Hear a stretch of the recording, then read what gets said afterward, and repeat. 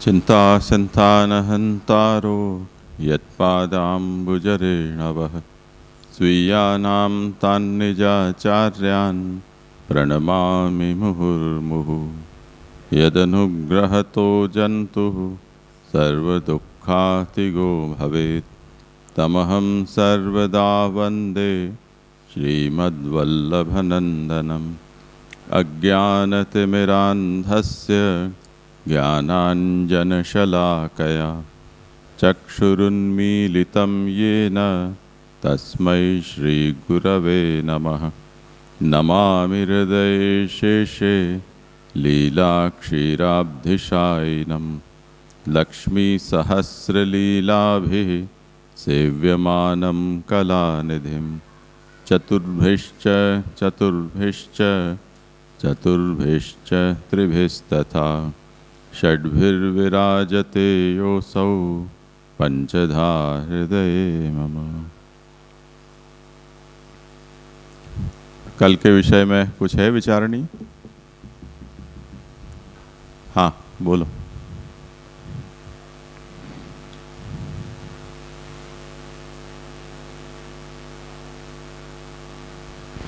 हाँ जी, यानी जो कर्म का जो सिद्धांत है वो तो महाप्रभु जी को भी मान्य तो है ही, हमारे में भी वो स्वीकारा गया है ना। वो जरा क्योंकि जो कल जो बात हुई कि जो मीमांसक है वो संचित कर्म या तो वो जो अदृष्ट की बात कर रहे, लेकिन यहाँ पे हम जो है वो एक जो व्यापक कर्म जो है उसकी बात महाप्रभु जी यहाँ पे बता रहे हैं। तो जो कर्म की जो बात है वो हमारे में स्वीकार्य है या नहीं, वो थोड़ा पूछना था। किसी को कुछ कहना हो इस विषय पर?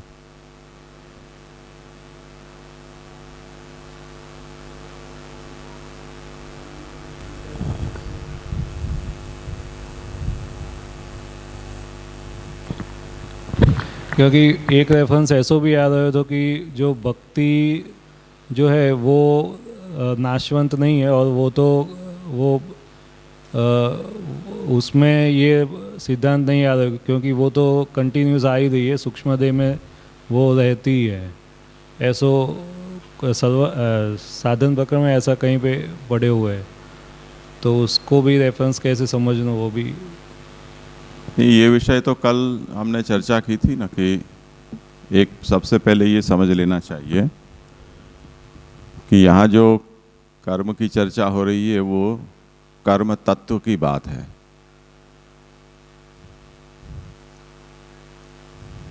कार्यभूत जो कर्म है उसकी यहाँ चर्चा नहीं है, जिसको हम हमारे द्वारा जो कर्म हम करते हैं और मैंने ये किया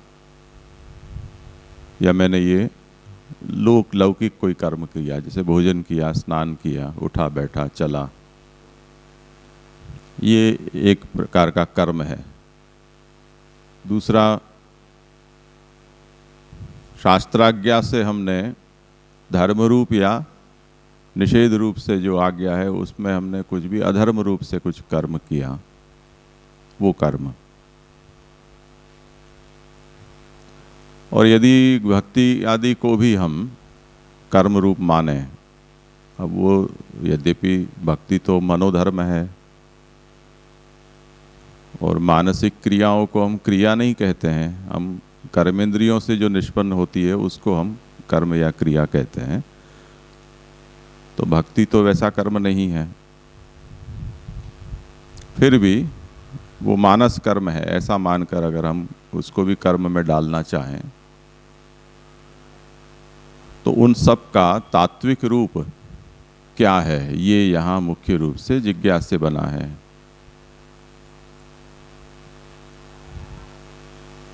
जैसे कि कार्यभूत जगत, वो जागतिक पदार्थ जड़ जीवात्मक रूप से उसका व्यष्टि रूप अगणित है, यहाँ उसकी चर्चा नहीं है। वो कार्यभूत जगत का जो तात्विक रूप क्या है उसकी चर्चा है। तो उसके कारणभूत तत्वों को यहाँ 28 तत्वों के रूप में कह दिया गया। वो 28 तत्व अक्षर के कार्य हैं, ऐसा समझो, अक्षर का परिणाम है। उस तरह से जो हम लौकिक, शास्त्रीय और मानने के लिए भक्ति, उनको भी अगर हम कोई तरह का कर्म मानते हैं तो वो कर्म प्रति व्यक्ति पृथक पृथक है, अंतर्यामी और जीव की तरह, या वो एक विध है। तो उस संबंध में वल्लभ सिद्धांत ये है कि वो कर्म भगवान स्वयं है, वो एक ही है और व्यापक है। और व्यापक होने से जहाँ जो उस कर्म को प्रकट करने का उद्यम करेगा, उतने अंश में वो कर्म वहाँ उसके लिए प्रकट हो जाएगा, फल देकर वो कर्म वहाँ शांत हो जाएगा। तो ये जो कर्म स्वरूप है वो भगवान है। तो वो कर्म कोई तत्वांतर नहीं है, ये सिद्धांततया यहाँ कहा गया। अब जो ये बात आई कि नैयायिकों ने, अरे मीमांसकों ने ये कहा कि अपूर्व, अदृष्ट आदि कर्म होते हैं और प्रति व्यक्ति वो अदृष्ट पृथक होता है, हर व्यक्ति का अपना अपना अदृष्ट है, तो अदृष्ट का अनेक भेद हो गए, तो वो एक रूप नहीं माना उन्होंने। इसी तरह हर व्यक्ति के द्वारा जो किया जाता कर्म है, क्रियमाण, वो कर्म का एक प्रकार है, और अनंत जन्मों में उसने जो कर्म किए हैं वो जो संचित हुए हैं फल के रूप में, वो एक संचित प्रकार का कर्म है। और संचित में से जिन कर्मों को लेकर वो इस जन्म में उसका जन्म प्रादुर्भाव हुआ है, जिसको उसे भोगना है, वो प्रारब्ध कहे जाते हैं। तो ये सब कर्म के प्रकार हो गए। अब ये व्यवहार में बोले जाते हैं, तो क्या फिर से वो कर्म इतने प्रकार का है, ये जिज्ञासा होती है। तो उसका ये समाधान दिया कि वो कर्म के प्रकार नहीं है, वो उसका व्यवहार्य रूप है। उस रूप में वो कर्म प्रारब्ध रूप में प्रकट हुआ, संचित रूप में प्रकट हुआ, क्रियमाण रूप में प्रकट हुआ, पर वो कर्म स्वरूप तो एक ही है।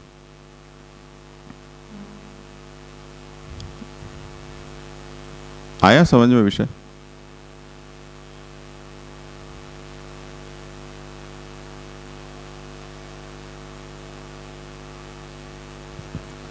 यानी जे ऐसो समझनो कि जो व्यवहारतः ये ऐसो एक प्रकार है कर्म को, लेकिन तत्वतः जो कर्म है वो एक ही है, ऐसा आप समझो। लेकिन व्यवहार में ऐसो अवेलेबल है जो व्यष्टि रूप से प्रकट हो रहे हो है। हाँ, यानी उसको संचित कर्म भी कुछ हो रहे हो, उसके फल भी मिलेंगे, लेकिन हाँ, वो जो तत्वतः है वो तो एक ही है। हाँ। दंडोत प्रणाम जी। जे मीमांसक जो है वो हम मानते हैं कि संचित कर्म रहते, प्रारब्ध रहते, क्रियमाण कर्म रहते, ऐसे मानते हैं वो लोग। और हम जो कहते हैं कि प्रारब्ध ही एक जन्म में जो है वो प्रारब्ध हम भोगते हैं, उस तरह से मानते हैं मीमांसक लोग। हाँ, वो तो ऐसे ही मानते हैं, लेकिन कर्म के प्राधान्य प्रचलित से। मान्यता है ये, और उसमें कोई समस्या नहीं है। ठीक, हाँ जी। इसको वाचारंभण श्रुति से ही समझना चाहिए। वाचारंभणम नामधेय मृत्तिकेत्येव सत्यम। तो जितने भी विकार है वो वाणी का, वाचा का आरंभण मात्र है। उनकी तत्वरूपता है वो मृत्तिका के रूप में ही है। उस तरह से जो भी कर्म है वो उसको तुम प्रारब्ध कहो, संचित कहो, क्रियमाण कहो, अदृष्ट कहो, पाप कहो, पुण्य कहो, ये सब वाचारंभण है। वो मूल रूप में भगवान ही है जो कर्म रूप में है। तो उसका तात्विक रूप एक ही है, उसमें अनेकता नहीं है।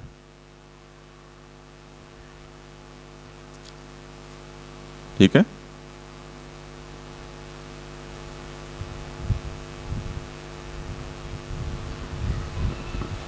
जी यहाँ सुष्टो साधारण तद्धितो साधारण कुछ बता तो विशेष कुछ अलग समझ दो यहाँ।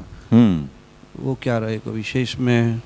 वो ये बताया ना कि जिस समय भगवान ने ये व्यष्टि जीवों को प्रकट नहीं किया उस समय विधिषेध प्रकार से प्रकट होने वाला तो कोई कर्म था ही नहीं। उससे पहले क्या था? तो एक साधारण कर्म है जिससे महदादि की उत्पत्ति और ये सब हुई। तो सृष्टौ साधारणम वो सर्वसाधारण कर्म का एक रूप है और उसी साधारण कर्म का जब हम कोई कर्म करते हैं तो उसका उद्गम होता है। ऐसे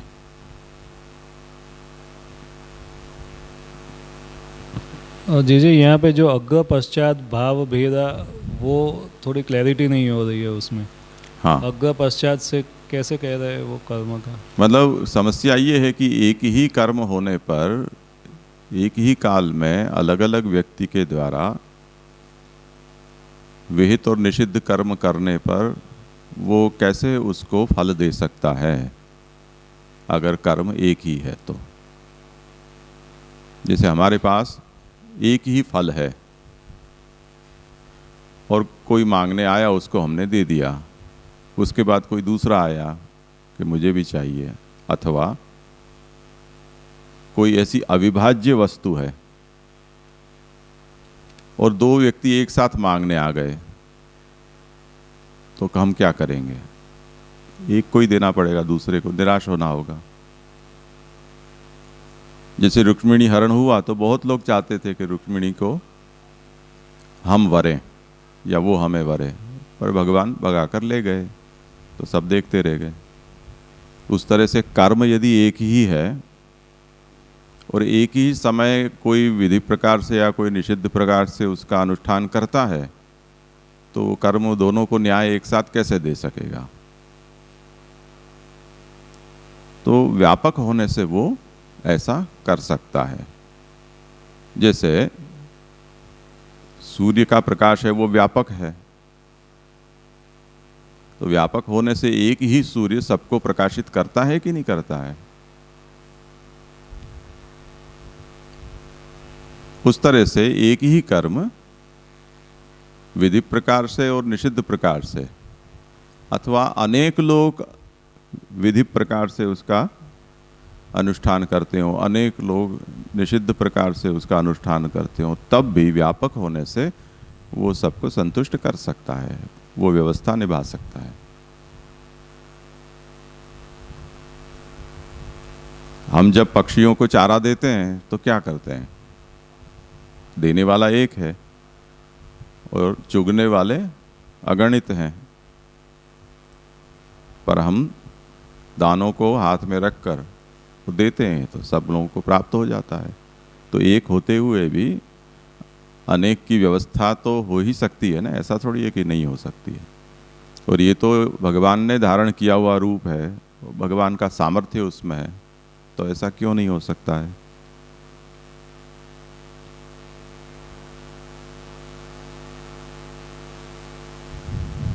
हाँ, तो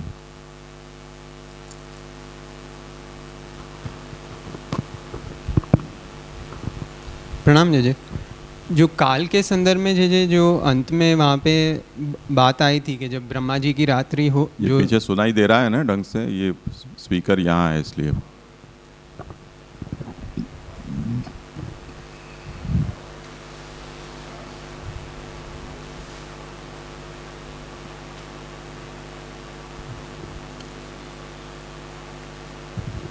हाँ,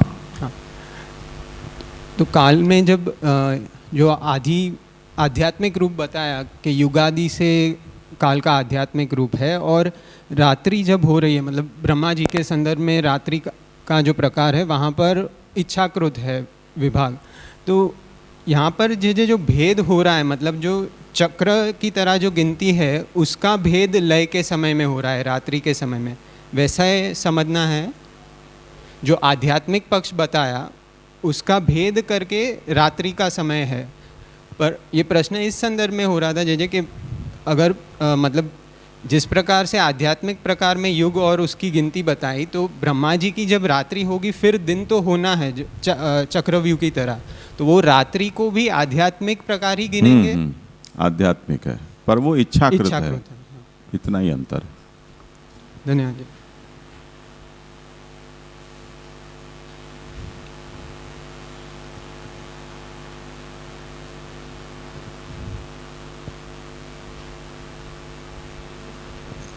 दंडवत प्रणाम जय जय।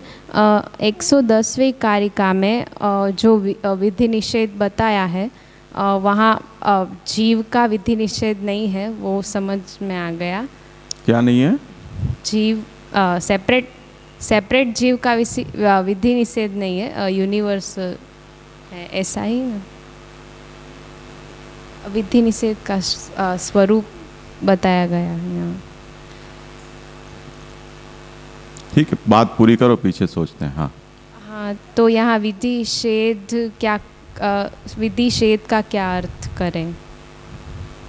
विधि मतलब वेद की आज्ञा, ऐसा करो, सत्यम वद धर्मं चर, ये विधि हुई। और निषेध यानी वेद की निषेध आज्ञा, नहीं करने के लिए आज्ञा, कि नानरतम, ऐसे। तो ये वेद की आज्ञा से जो प्रवृत्त हो रहा है या वेद की आज्ञा से विरुद्ध जो आचरण कर रहा है, उससे जो कर्म उद्गत होता है, वो कर्म का एक रूप है जो हमारे द्वारा प्रकट किया जाता है। वो तो समझ में आ गया, पर यहाँ विधि छेद और विधि निषेध एक ही बताया गया है। छेद है वो निषेध के अर्थ में ही है, वो व्याख्या आचार्य चरणों ने की है।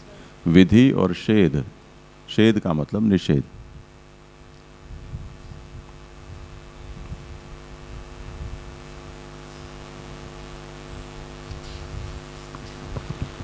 जी वो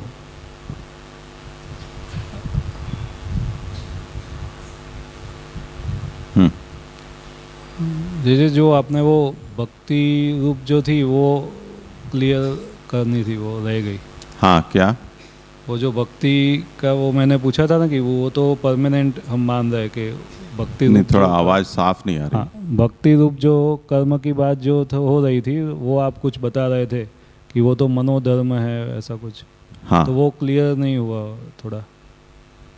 सिद्धांततः वो कर्म के अंतर्गत आता ही नहीं है, क्योंकि वो विधि का विषय ही नहीं है प्रेम होने से। तो यहाँ जो विधिषेध प्रकारेण उसमें जो कर्म का स्वरूप बताया जा रहा है, उसके अंतर्गत वो आता ही नहीं है, तो कर्म उसका नियामक कैसे होगा? जैसे सिद्धांत मुक्तावली में ये बात समझाई गई कि आदि भौतिक जो जगत में रहते हैं उनके नियामक त्रिगुण होते हैं, और उन त्रिगुणों के जो अधिष्ठाता हैं वो उनका नियमन करते हैं, ब्रह्मा विष्णु शिव। पर जो अक्षरात्मकता जिनकी हो गई है या जो अक्षर रूप में निवास करते हैं, उनका नियमन ये त्रिगुण नहीं करते हैं, न ये त्रिदेव हैं वो उनका कर सकते हैं, क्योंकि अक्षर का तो नियामक पुरुषोत्तम है, तो उनका नियमन पुरुषोत्तम करते हैं। अब भगवान ने अपने काल कर्म स्वभावादि रूपों को, जो जिनके ऊपर काल का वश है, यानी जो कालाधीन है या जो प्रकृत्यधीन है, उनके लिए ये व्यवस्था भगवान ने रखी है। पर उस कक्षा से जो ऊपर उठ चुके हैं, उनका नियमन काल कर्म स्वभाव नहीं करते हैं, उनका भगवान स्वयं करते हैं। इसलिए ये बात तो सिद्धांत मुक्तावली में ही स्पष्ट कर दी गई ना, कि अब जो भी नियमन हो रहा है, जिसको जो फल मिल रहा है, जिसका जो काल हो रहा है, जैसे भगवान ने रास किया और रात्रि को इतना विलंबित कर दिया, तो वो काल कौन सा काल था? वो ये वाला काल नहीं जिस काल में हम जी रहे हैं, वो तो आदिदैविक काल था। तो जहाँ जैसा अधिकारी है उसके अनुसार वहाँ वो रूप प्रकट होता है। हम जैसे इस समय जी रहे हैं तो हमारे लिए ये जो सूर्य के द्वारा, आदि भौतिक सूर्य के द्वारा जो काल है, वो काल हमारा नियमन करता है कि चलो दिन हो गया उठ जाओ, रात हो गई सो जाओ। तो जैसे मैंने ये उदाहरण दिया कि जो भूमि में रहते हैं, जिनको हम पातालवासी कहते हैं, या जो जल में रहते हैं, उनके लिए इस सूर्य का होना न होना कोई मायने नहीं रखता है।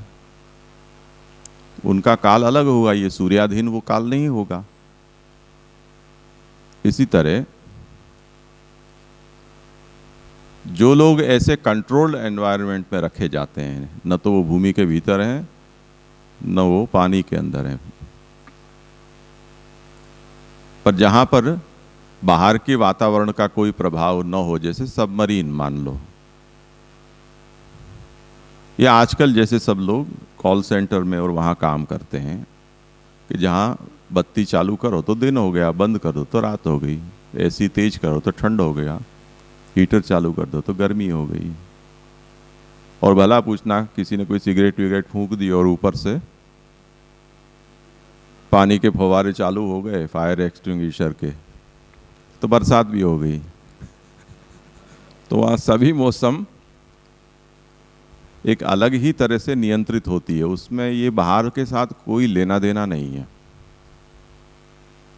अभी कुछ समय पहले किसी जगह पर पानी के लिए खुदाई की जा रही थी, तो खुदाई करते करते वहाँ एक भूगर्भ सृष्टि प्राप्त हुई, और वो भूगर्भ सृष्टि इतनी बड़ी थी कि जिसमें 20,000 लोगों को बसाया जा सके, ऐसी बनी बनाई कॉलोनी, जो जमीन के बहुत ही भीतर, उसका चित्र भी दिया है उन्होंने।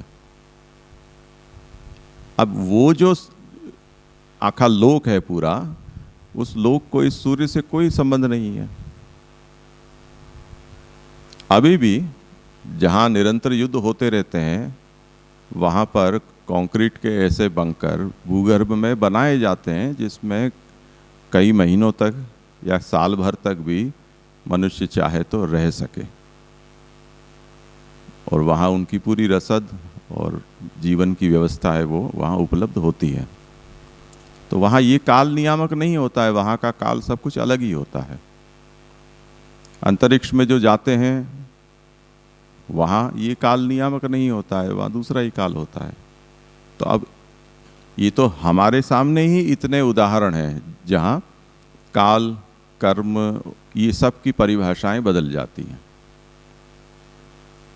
यहाँ हमारे लिए जो कर्म है, जैसे हम जब तक अंतरिक्ष में या अन्य ग्रह में नहीं जाते थे, या ध्रुव प्रदेशों में हम नहीं जा पाते थे,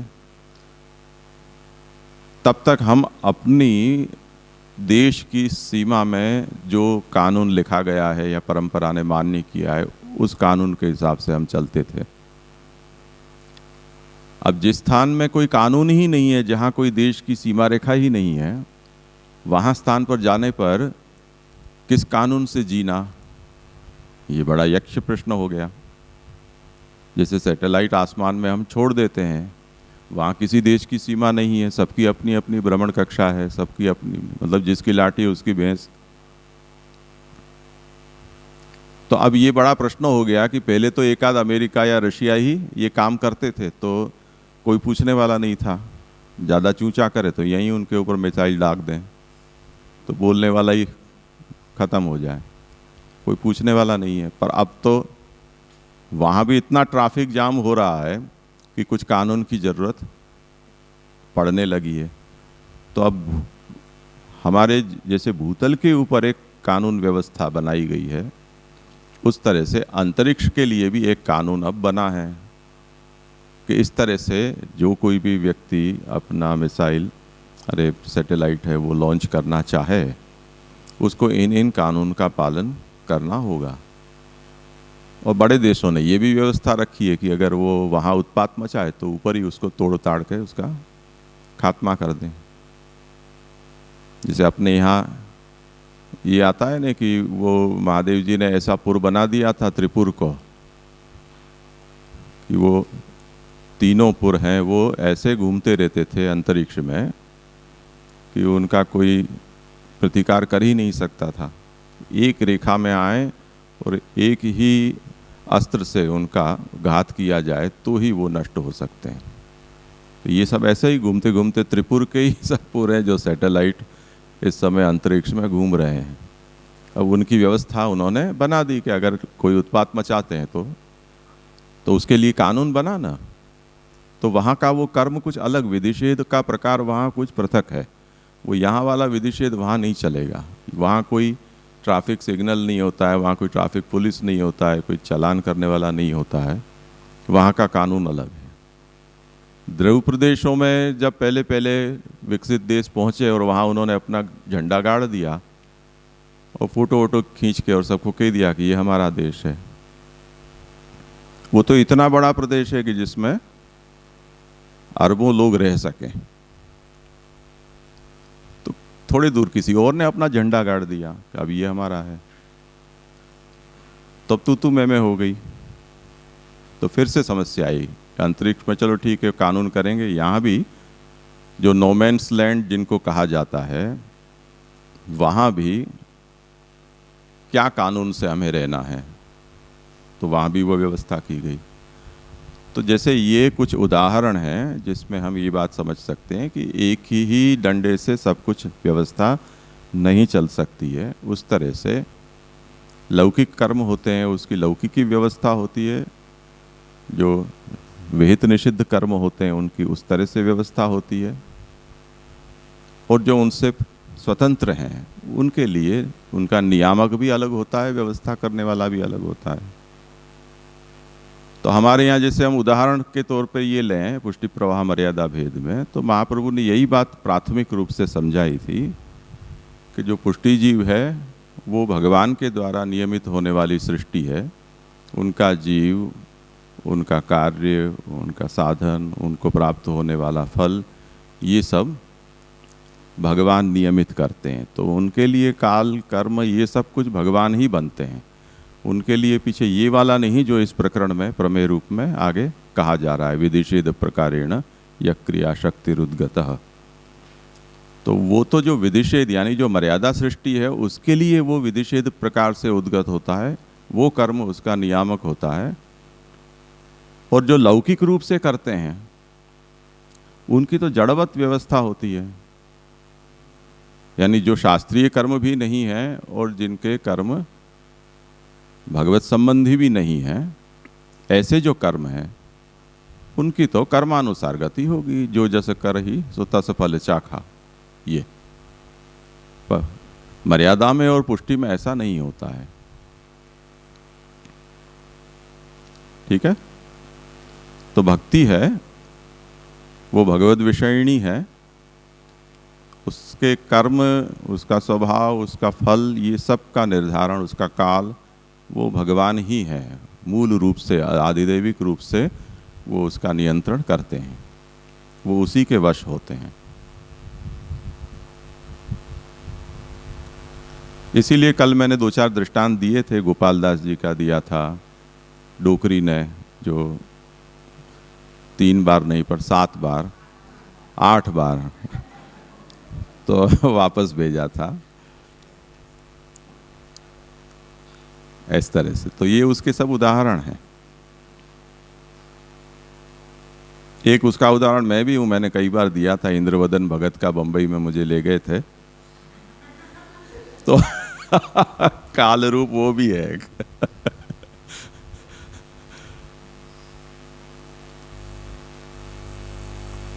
ठीक है। और कोई विषय हो तो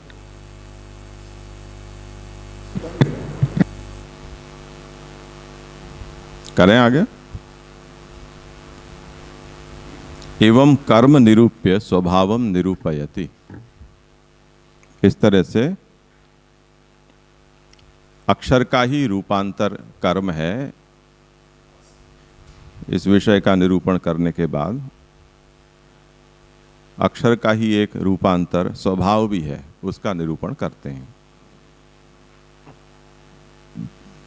इच्छा मात्र प्रकटनम सर्वथा तत्तिरोहितम।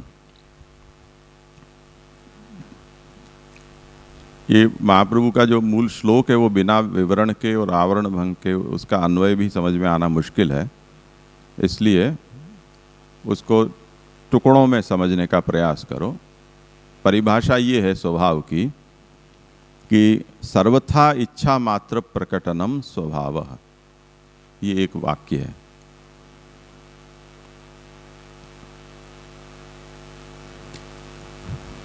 प्रभु जब मात्र अपनी इच्छा को प्रकट करना चाहते हैं तो वो स्वभाव बन जाता है। जैसे बहुश्याम, मैं अनेक हो जाऊं, ये प्रभु ने इच्छा की और वो इच्छा होने के साथ ये नाम रूपात्मक जगत प्रकट हुआ। और वो जो प्रकट हुआ जगत वो कैसा हुआ कि जो जिसका जो नाम है वही वो नाम उसका रहेगा, जिसका जो रूप है वही उसका रूप रहेगा। यानी मिट्टी है तो उससे घट का ही निर्माण होगा, उसको घट ही कहा जाएगा। तंतु है उससे पट का ही निर्माण होगा, उसको पट ही कहा जाएगा। तो प्रभु ये चाहते हैं कि मुझे सृष्टि में पट चाहिए, घट चाहिए, मठ चाहिए। तो ये जो भी पदार्थ हैं वो प्रभु की इच्छा से उस तरह से बन जाते हैं। और ये जो प्रकट स्वभाव है, हमें जो जिस वस्तु को जिस तरह से पहचानते हैं, ये स्वभाव के कारण होता है। तत्सर्वथा तिरोहितम, ये जो स्वभाव रूप है मूल, वो सर्वथा तिरोहित होता है। जैसे काल के विषय में हमने देखा कि काल का प्रत्यक्ष किसी को नहीं होता, इसी तरह वो कर्मरूप भगवान भी प्रत्यक्ष नहीं होते हैं, उसका प्रभाव ही हमें पता चलता है। उसी तरह ये जो स्वभाव रूप भगवान है वो भी सर्वथा तिरोहित हैं। इसे समझाते हैं कि भगवद इच्छा रूपेण प्रकटो भवति न सच्चिदानंद रूपेण। स्वभाव जो है वो भगवान की इच्छा रूप से प्रकट होता है, उसका प्राकट्य सच्चिदानंद रूप से नहीं होता है।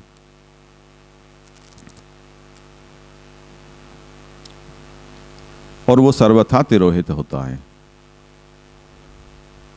तस्य स्वरूपम व्यवहारोपयोगी आह सर्ववस्त्वाश्रितम इति।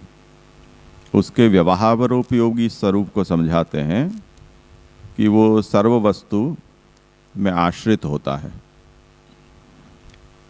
यानी तद्रूपम जगदाधारम स्वांश भेदेन तत्र तिष्ठति इति तत्रापि न लीनः। ये जो स्वभाव रूप है वो जगत के आधार रूप से अपने अंश के भेद से वहाँ रहता है, पर वो लीन नहीं होता है।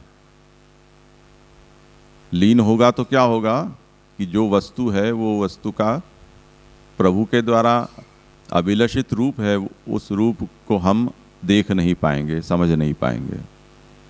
तो वो लीनवत नहीं रहता है, वो स्वभाव उस वस्तु की आकृति के रूप में प्रकट रहता है।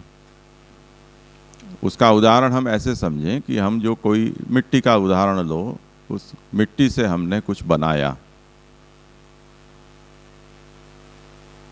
बनाने के बाद भी यदि वो मृतपिंड के रूप में ही रहे तब तो फिर हमारी इच्छा पूर्ण नहीं हुई।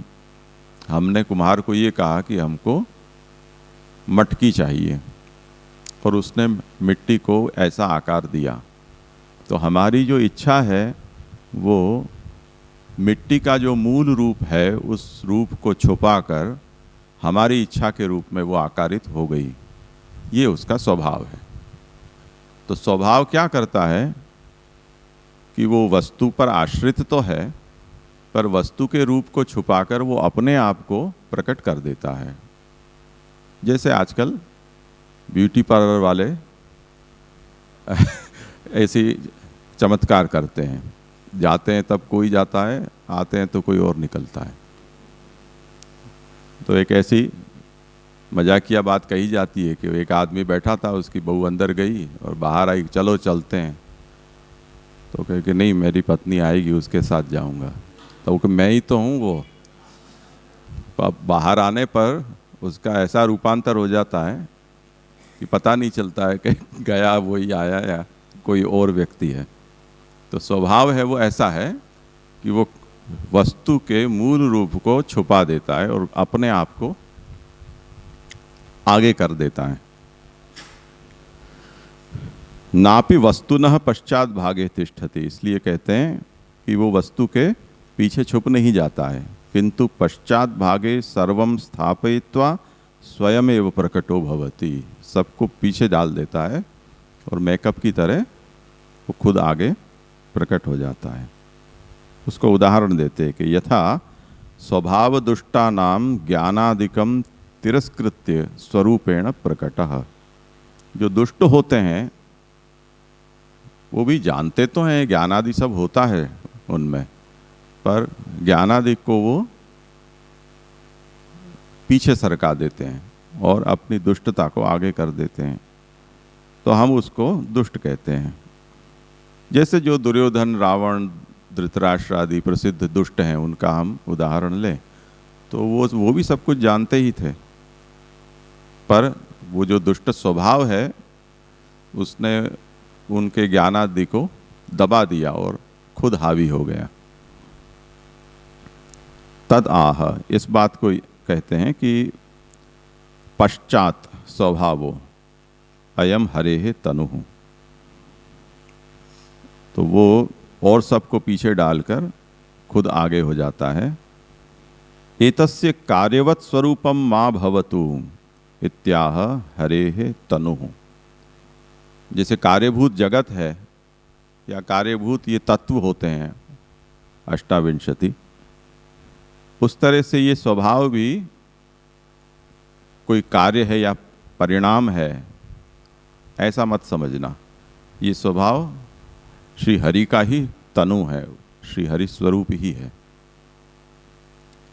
तो इसको हमें कार्य कोटि में नहीं समझ सकते हैं, वो कारण या स्वरूप कोटि में है, ऐसा समझना चाहिए।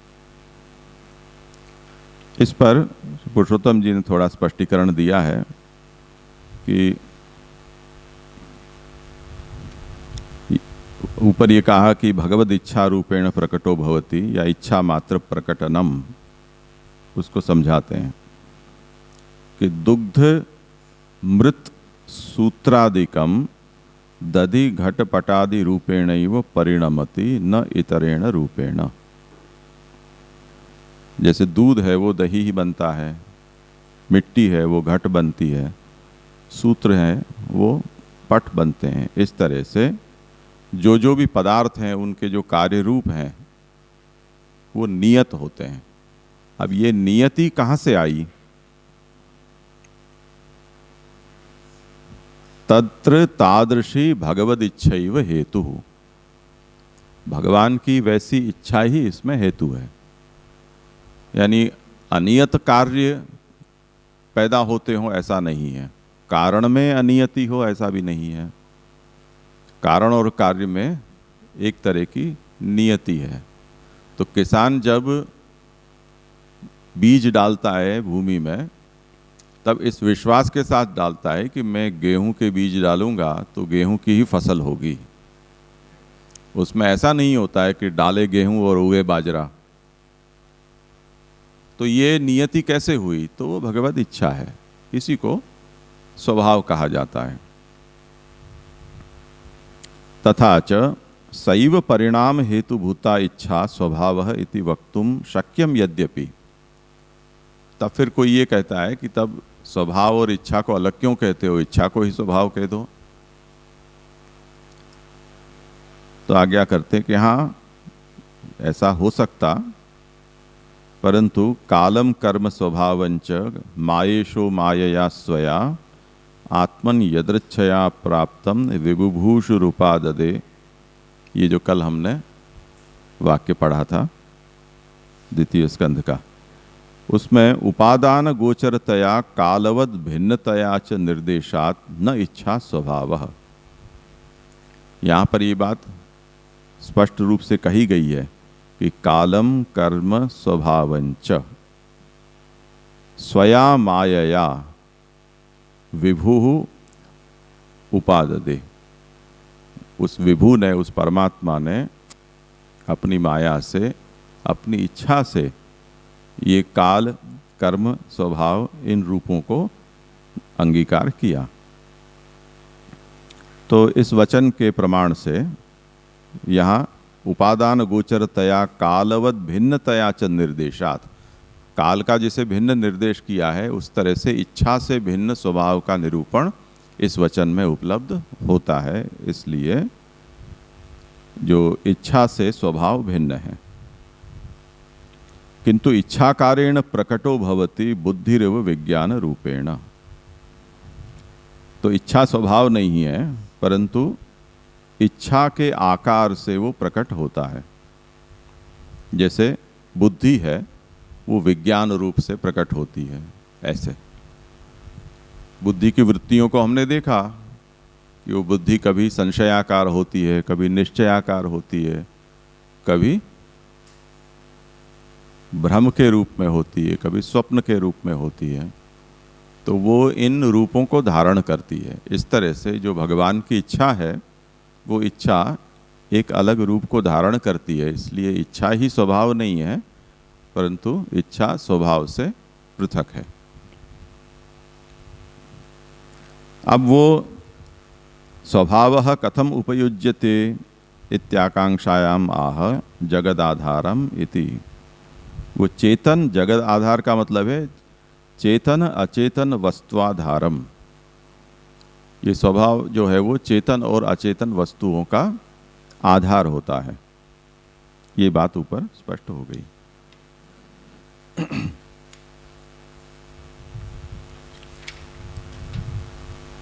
अस्य आविर्भाव तिरोभावयोः उपपत्तिम आह।